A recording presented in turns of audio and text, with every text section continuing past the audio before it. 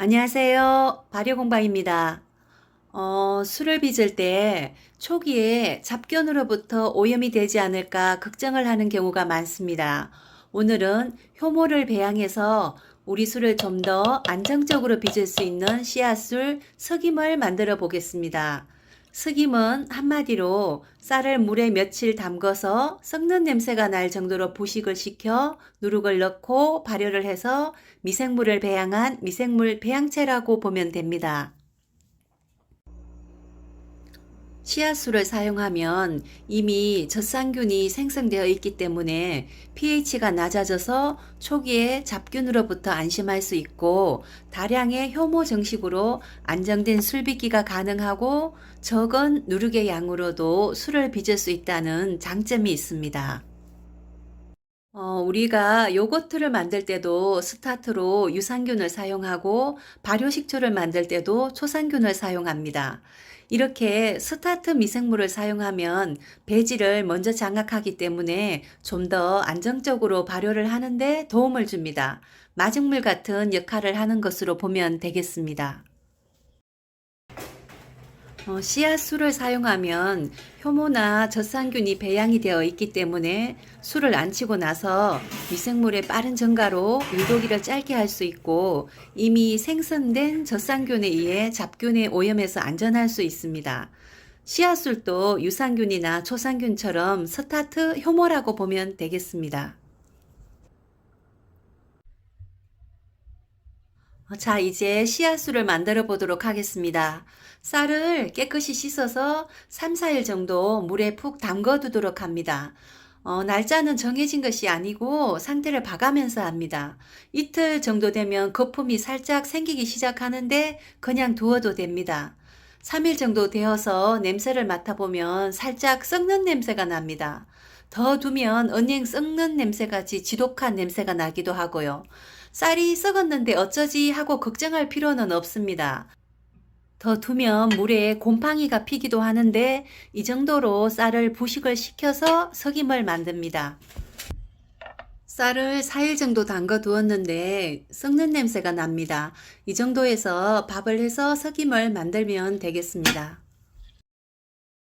지난번 것은 이렇게 곰팡이도 생겼는데 곰팡이가 생긴다고 해서 걱정할 것은 없습니다. 냄새가 지독해도 씨앗술을 만들어 놓으면 달콤한 맛이 나거든요. 그대로 석임을 만들면 되겠습니다. 이제 부식된 쌀로 밥을 해보도록 하겠습니다. 쌀에 생긴 거품을 체에 걸러내서 한번 끓여주도록 합니다. 물이 끓는다 싶으면 거품이 순식간에 넘쳐버리기 때문에 거품이 넘치지 않도록 조심해야 합니다.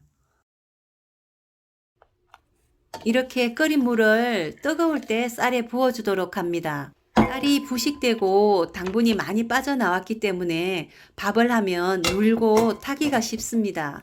밥은 전기밥솥에 하면 타지 않고 좋은데 은행 썩는 냄새 같이 냄새가 워낙에 지독해서 한 이틀 정도는 밥솥을 사용하지 못할 정도입니다. 그래도 밥솥에 밥을 하는 것이 밥을 태우지 않는 방법입니다. 저는 전기밥솥을 사용해야 돼서 냄비에 밥을 해보도록 하겠습니다. 냄비에 밥을 할 때는 눌지 않고 타지 않도록 열심히 저어줘야 합니다. 물이 좀 적다 싶으면 물을 더 넣어서 묽게 밥을 해도 괜찮습니다.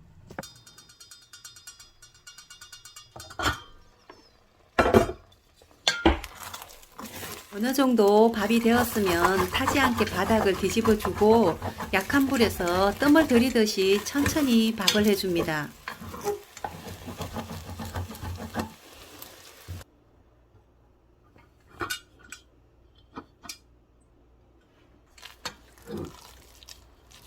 여차하면 타기 쉬운데 그래도 눌지 않고 타지 않았습니다.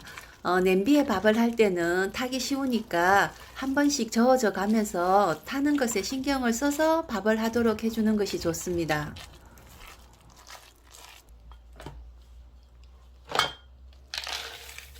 밥이 차게 식었으면 누룩을 넣고 골고루 섞어서 치대 주도록 합니다. 워낙에 냄새가 지독해서 맨손으로 만지면 냄새가 오래 가서 장갑을 끼고 칠해주도록 하겠습니다.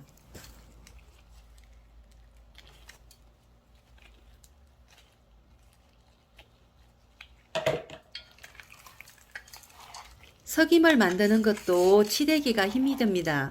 이하주 만들 때 구멍떡을 만들어서 치대는 것처럼 찐득거리고 많이 들러붙습니다. 누룩과 밥을 골고루 잘 섞어주도록 합니다.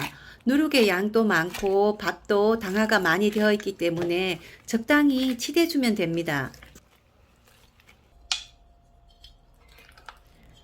적당한 용기에 담아주고 가장자리는 잘 닫고 술을 발효시킬 때와 똑같이 온도를 맞추어서 하루나 하루 반 정도 발효를 해주도록 합니다.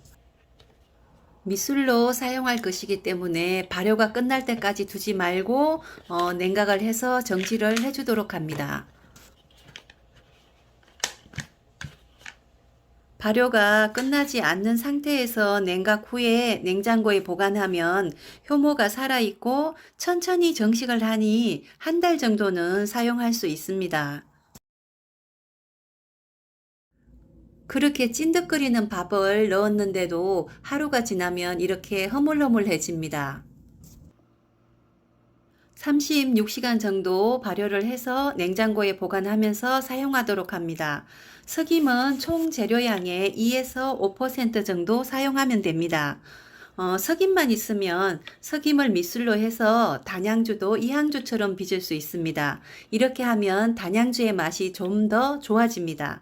석임을 만들어서 밑술로 사용하면 술 빚기를 훨씬 수월하게 할 수 있습니다. 감사합니다.